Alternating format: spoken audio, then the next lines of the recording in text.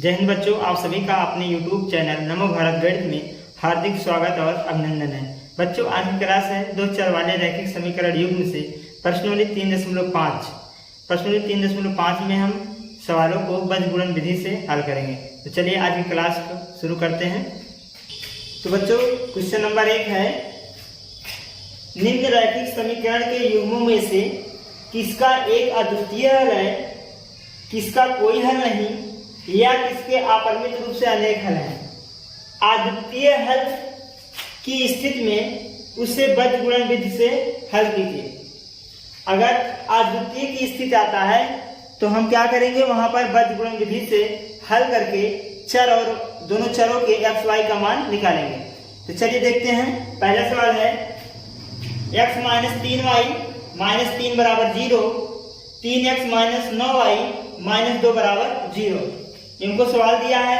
सबसे पहले हम चेक करेंगे, क्या चेक करेंगे कि ये अपरिमित है, अपरिमित रूप से अनेक हल है, या इसका कोई हल नहीं है, या अद्वितीय है। कैसे चेक करते हैं, इसके पहले ये सब कर चुके हैं आप सब। तो चलिए देखते हैं। सबसे पहले हम क्या करेंगे, सॉल्यूशन में ये हमारा x - 3y - 3 बराबर 0 समीकरण नंबर 1 है, और 3x - 9y - 2 बराबर 0 समीकरण नंबर ये 2 है।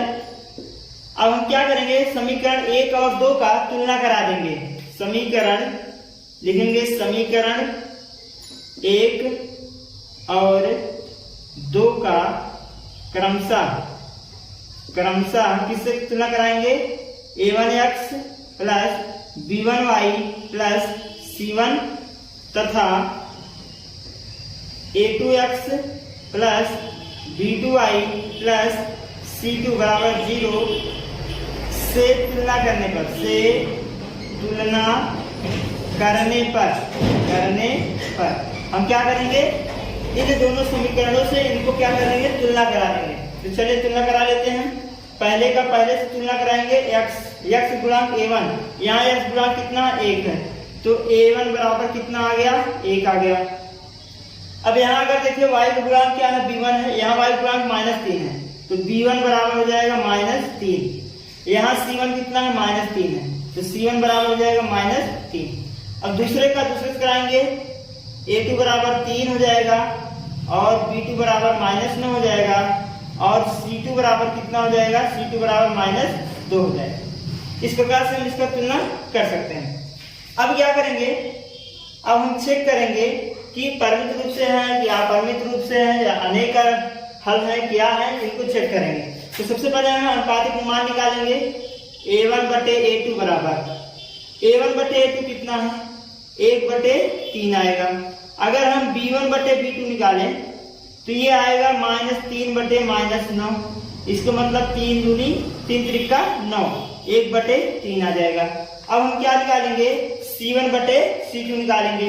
अगर c1/c2 निकाला जाए तो c1/c2 बराबर हो जाएगा -3/2 बराबर कितना हो जाएगा, 3/2 आ जाएगा। अब यहाँ देखा जाए कि a1/a2 b1/b2 दोनों क्या है, बराबर है, लेकिन c1/c2 बराबर नहीं है। तो यहाँ लिखेंगे, क्या लिखेंगे, a1/a2 बराबर है b1/b2, लेकिन नॉट इक्वल टू, बराबर नहीं है। किसके बराबर नहीं है, c1/c2 के। इसका मतलब इसका कोई हल नहीं है। यह कंडीशन क्या बताती है, यह स्थिति क्या दर्शाती है, यह इस स्थिति से, ये लिख देंगे, इस स्थिति से यह पता चलता है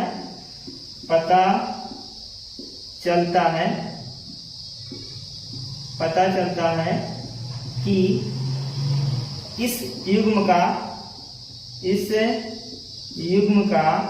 कोई हल नहीं है, कोई हल नहीं। तो इस युग्म का कोई हल नहीं है, ये हमारा क्या हो जाएगा, आंसर हो जाएगा। तो ये पहला सवाल हम इस प्रकार से लगाएंगे। अब चलिए दूसरा पार्ट देखते हैं। तो बच्चों, ये हमारा दूसरा पार्ट है पहले का। ये हमको 2 समीकरण दे दिया है, इसको हमको बताना है क्या है ये। तो हल करते हैं। सबसे पहले इसको हम थोड़ा हल करके 0 के बराबर कर लेते हैं। तो ये हो जाएगा 2x + y, 5 इधर प्लस है, इधर आएगा तो माइनस बन जाएगा, अब इधर क्या बचा 0। इसको भी थोड़ा सॉल्व कर लेंगे। 3x प्लस 2y प्लस का 8 है, इधर आएगा माइनस का 8 बन जाएगा बराबर 0। ये हुआ हमारा समीकरण नंबर 1 और ये हुआ हमारा समीकरण नंबर 2। अब इसका भी तुलना कराएंगे वही condition a1x plus b1y plus c1 तथा a2x plus b2y plus c2 बराबर 0 से तुलना करने पर हम क्या करेंगे, तुलना करेंगे। तो चलिए तुलना कर लेते हैं। यहां से अगर तुलना किया जाए तो a1 का मान कितना है, यहां से पहले का पहले से अगर किया जाए इसका इससे करेंगे तो a1 बराबर हमारा 2 आ जाएगा, b1 बराबर हमारा कितना आ जाएगा, y का गुणांक 1 है 1 हो जाएगा, और c1 बराबर हमारा जो आएगा वो आएगा -5। दूसरे का दूसरे से करा लेते हैं इसका इससे, तो a2 बराबर कितना आएगा 3 और b2 बराबर हमारा कितना आ जाएगा 2 और c2 बराबर हो जाएगा हमारा -8। इस प्रकार से हो गया। अगर हम इनका अनुपातिक मान निकालें तो ये a1/a2 कितना हो जाएगा 2/3 और b1/b2 अगर हम निकालें तो आएगा 1/2 और अगर c1/c2 निकालें तो आएगा -5/8। इसका मतलब हो जाएगा 5/8 होगा। इससे देखने को ये मिलता है कि a1/a2 बराबर नहीं है किसके, b1/b2 के। जब a1/a2 b1/b2 के रेशियो बराबर ना हो तो क्या करते हैं, इस स्थिति में क्या होता है, इस स्थिति में क्या होता है, इसका इस युग्म का अद्वितीय हल है। क्या है, अद्वितीय, कौन सा है, अद्वितीय हल है। अगर अद्वितीय हल है तो हम क्या लगाएंगे, बज्रगुणन विधि लगाएंगे, क्योंकि इसमें बोला है अद्वितीय की स्थिति में बज्रगुणन विधि लगाइए। अब लिखेंगे बज्रगुणन विधि से, बज्रगुणन विधि, इसका प्रयोग करेंगे। तो हम इसका फार्मूला हम बता दिए हैं, आपसे बहुत सिंपल से लिख सकते हैं, x बटे बराबर y बटे बराबर 1 बटे, इतना कर लीजिए। अब यहां पीछे से लिखिए a b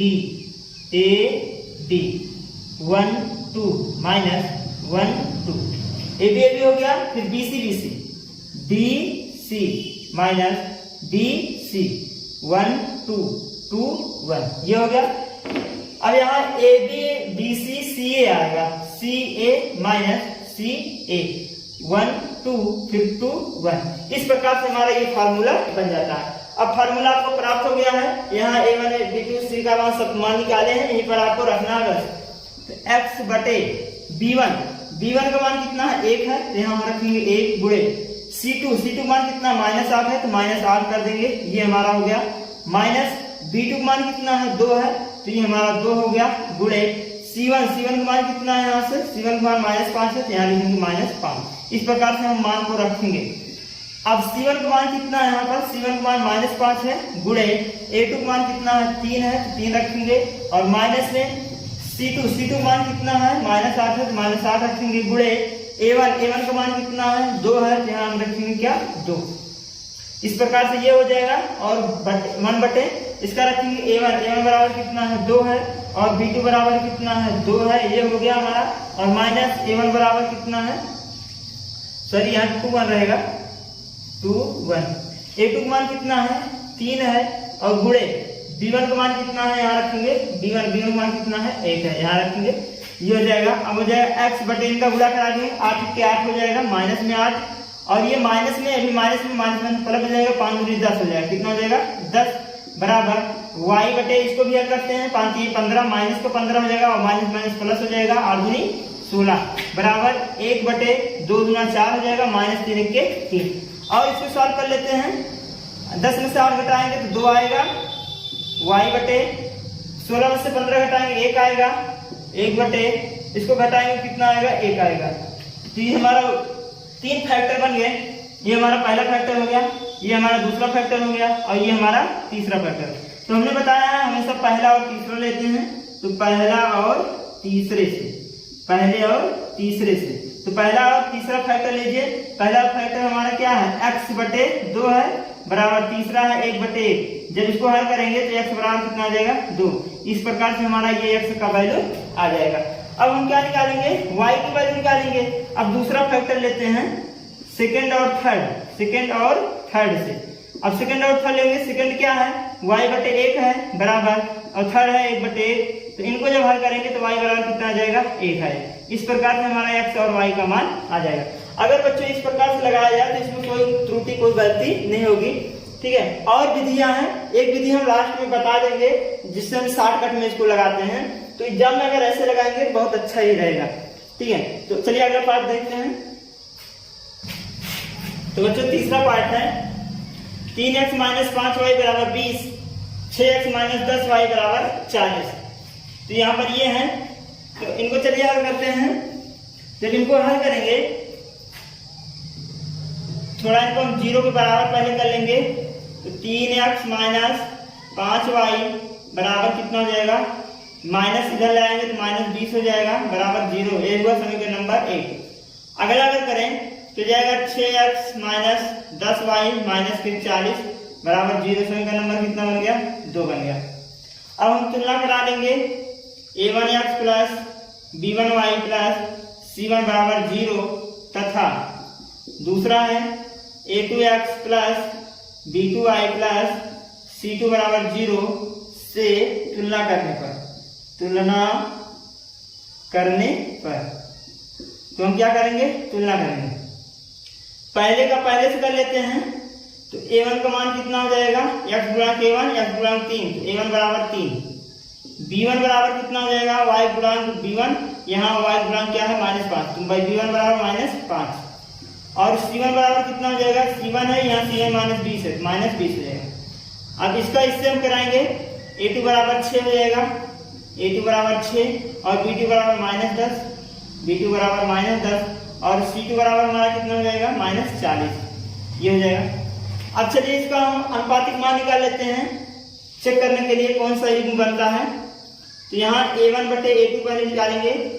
a1 बटे a2 हो जाएगा 3/6। इसको अगर सॉल्व करें तो 1/2 आ जाएगा। अगर हम b1 बटे b2 निकालें, b1 बटे b2 तो -5/10 हो जाएगा। इसको हल करेंगे तो आ जाएगा 1/2। और अगर हम c1 बटे c2 निकालें, c1 बटे c2, तो अगर c1 बटे c2 निकाला जाए तो c1 कितना है -20 है और c2 कितना है -40 है, तो 20 दूनी 40 हो जाएगा 1/2। यहाँ देखा जा रहा है a1 बटे a2 का मान भी 1/2 आया है, b1 बटे b2 का मान भी 1/2 आया है और c1 बटे c2 का मान भी क्या आया है, 1/2 आया है। तो इस स्थिति में हम देख सकते हैं कि a1 बटे a2 बराबर b1 बटे b2 बराबर c1 बटे c2 बराबर किसके बराबर है, ये सब 1/2 के बराबर। जब ऐसा कंडीशन मिलता है, तीनों रेशियो क्या हो बराबर होते हैं, तो उनके क्या होते हैं, अपरिमित रूप से अनेक होते हैं। यानी कि इस स्थिति में इस युग्म का, इस रैखिक युग्म का, इस रैखिक युग्म का अपरिमित रूप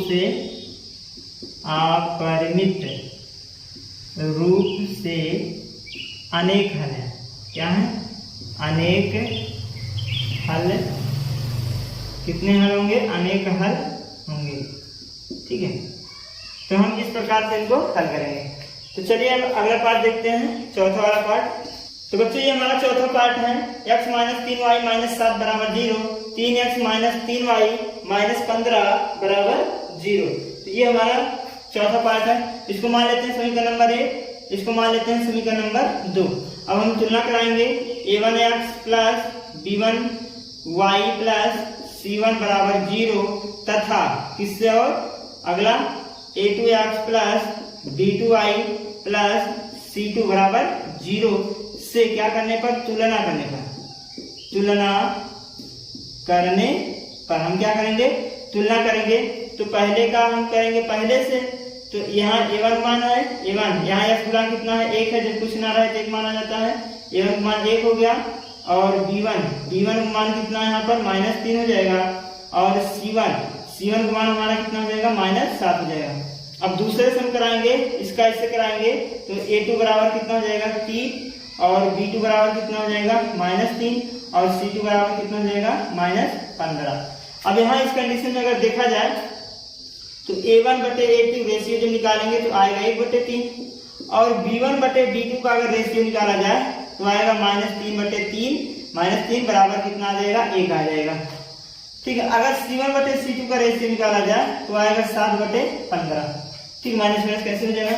तो यहीं पर अगर देखा जाए कि A1 बटे A2 not equal to B1 बटे B2 पे A1 बटे A2 B1 बटे बराबर नहीं है तो लिख सकते हैं इस स्थिति में युग्म का अद्वितीय हल होगा। क्या होगा?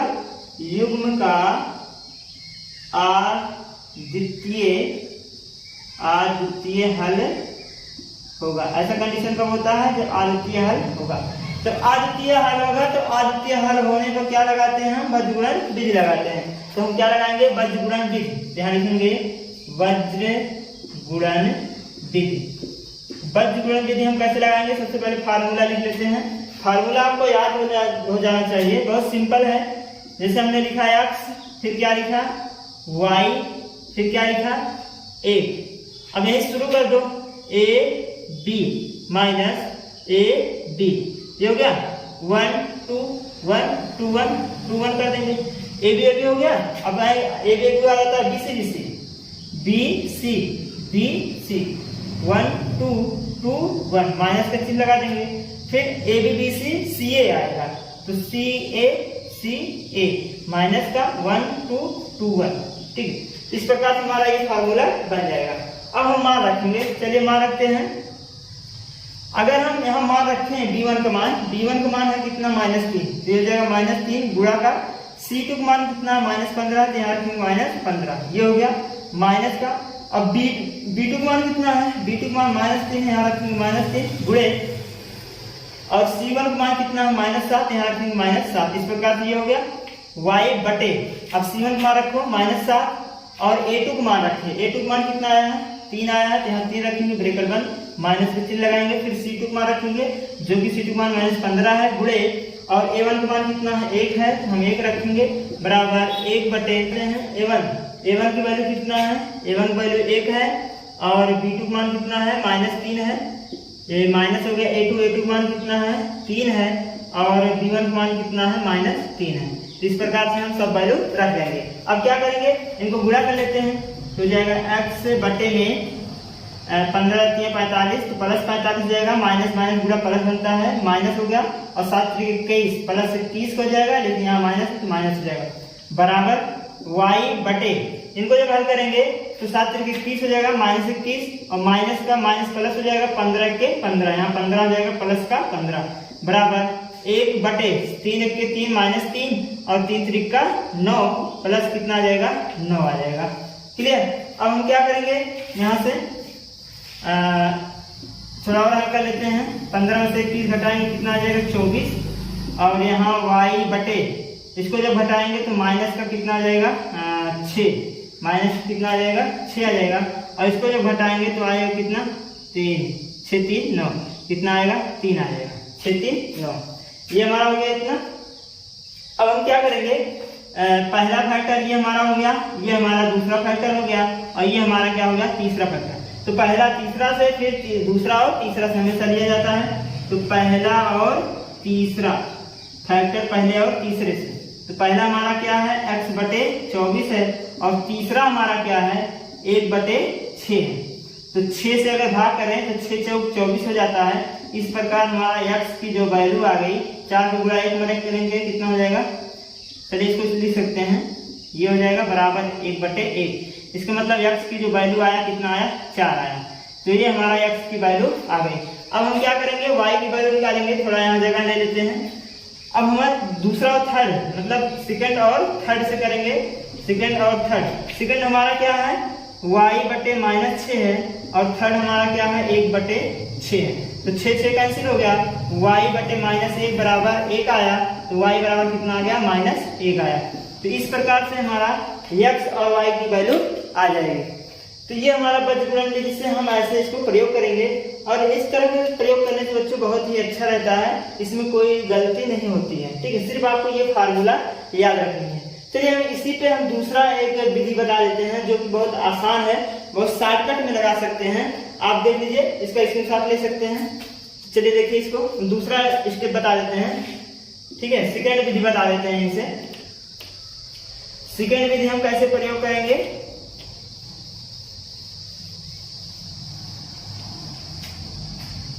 अगर आपको जैसे शॉर्टकट में लगाना है तो आपको यहाँ जो समीकरण दिया है x माइनस 3y माइनस 7 बराबर 0, ये लिख लेते हैं।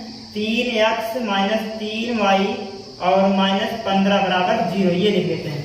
तो इसको हल कैसे करते हैं, सबसे पहले x लिख लीजिए। अब x लिख लिया हमने ना, अब x वाले को क्या कर देंगे, बंद कर देंगे। x वाले को क्या कर देंगे, बंद कर देंगे। इसको बंद करिए, बचा क्या, y वाला बचा और ये अचर वाला बचा। तो इसका गुणा इसको करेंगे तो 15 गुणे 3। जब इसको हम ढक देंगे, ये वाला हमारा क्या हो गया, ढक गया। 15 गुणे 3। x वाले को अगर ढक रहे हो, x वाले अगर निकाल रहे हो तो x वाले को हम क्या कर देंगे, ढक देंगे। तो ये 15 गुणे 3 क्या करेंगे, 15 में 3 से गुणा करेंगे तो -3 गुणे -15, ये हमारा हो गया माइनस। अब इसका गुणा यहाँ कर लो 3 का 7 से, तो -3 गुणे -7, ये हो गया। अब हमारा आता है y की मान, y वाले ढक लो। y वालों को हम क्या कर लेंगे, अब की बार इसको ढक लेंगे। अब की बार हम क्या करेंगे, y वाले को ढक लेंगे। अगर y वाले ढक लिए तो बचा ये दोनों, तो यहाँ है इसका गुणांक 1 और ये कितना है, -15 है। माइनस लगाएंगे बीच में, इसका गुणा यहाँ कर दीजिए, 3 गुणे -7 हो जाएगा। क्लियर, 3 गुणे -7। अब हमारा क्या बचा, अचर पद 1 है। अब हम क्या करेंगे, इसको ढकेंगे। जब इसको ढकेंगे तो हमारा ये दोनों बचेगा। इसको हमने क्या कर दिया, ढक लिया, तो हमारा ये दोनों बचा। इसका गुणा यहाँ करेंगे, इसका गुणांक 1 है, 3 के 3 हो गया, 3 गुणे 1 हो गया, माइनस का इसका गुणा यहाँ करेंगे तो 3 गुणे -3, इस प्रकार से हो जाएगा। अब बस ये कंडीशन देखो कितना सिंपल से बन गया। आप अगर x का निकाल रहे हैं तो x वाले ढक लो, y और अचर को गुणा कराइए। अगर आप y वाले निकाल रहे हैं तो y को ढककर अचर और x गुणा कराइए, तिरछा गुणा, माइनस बीच में चिन्ह लगा के। अगर आप अचर का निकाल रहे हैं तो अचर को ढककर x और y का तिरछा गुणा करा लीजिए। बहुत सिंपल है ये। तो x बटे, इसका जब हल करेंगे तो 15 × 45 प्लस का 45 हो जाएगा और 7 × 21 प्लस का 21 हो जाएगा, बराबर y बटे, इसका जब करेंगे तो 15 के 15 हो जाएगा, 15 के 15 -15 हो जाएगा और 7 × 21 प्लस के 21 हो जाएगा, बराबर 1/3 प्लस कितना हो जाएगा, माइनस प्लस कितना हो जाएगा, यहाँ जब पूरा कराएंगे तो -3 था तो -3 और प्लस का कितना हो जाएगा, 9 हो जाएगा। तो x बटे कितना हो जाएगा, ये हो जाएगा 24 और ये हमारा कितना हो जाएगा 6 और ये हमारा कितना हो जाएगा, सॉरी ये हमारा 6 हो जाएगा और ये हमारा कितना हो जाएगा, 6 हो जाएगा। ठीक है, अब ये हमारा पहला फैक्टर हो गया और ये हमारा दूसरा फैक्टर हो गया, ये हमारा कौन सा हो गया, तीसरा फैक्टर हो गया। 3 फैक्टर हो गया ना। अगर 3 फैक्टर हो गए तो अब इनको हम पहले और थर्ड से ले लेते हैं। हो जाएगा x बटे 24 बराबर 1/6, तो 6 चौक 24 हो जाता है। x बराबर कितना आ जाएगा, 4 आ जाएगा। अगर हम दूसरा निकाले y बटे 6, इस कंडीशन में हम यहाँ पर सिर्फ माइनस का चिन्ह लगा देते हैं, बस यहाँ हम क्या लगाएंगे, माइनस का चिन्ह। तो ये जाएगा हमारा माइनस बराबर 1/6, तो ये 6 कैंसिल हो गया, y बराबर कितना आ गया, -1। इस कंडीशन में आप सिर्फ इतना ध्यान रखिएगा, ये वाला फार्मूला बहुत ही अच्छे हैं, बहुत ही बेहतरीन, बहुत ही जल्दी आता है, लेकिन थोड़ा मिस्टेक हो सकता है। जब मिस्टेक नहीं होगा तो आप बढ़िया से करेंगे तो मिस्टेक नहीं होगा। तो यहाँ y बराबर कितना रखेंगे, y का मान माइनस में रखिएगा, बस सिंपलीफाइड देखिए 2 लाइन में 3 लाइन में आ जाता है। इस प्रकार करेंगे थोड़ा बड़ा जाएगा, लेकिन बड़ा लगाने से एग्जाम में बहुत ही अच्छा होता है। तो आप इस तरह से शॉर्टकट में इसको हम लगा सकते हैं। तो ये जो है पर्सनली 3.5 के पहले सवाल थे। तो आज की क्लास बस यहीं तक। अगले क्लास में इसका अगला वाला क्वेश्चन बताया जाएगा। तो अगर ये बच्चों आपको क्लास अच्छा लगा हो तो लाइक और सब्सक्राइब करिएगा और अपने दोस्तों को साथ शेयर भी करिएगा। धन्यवाद।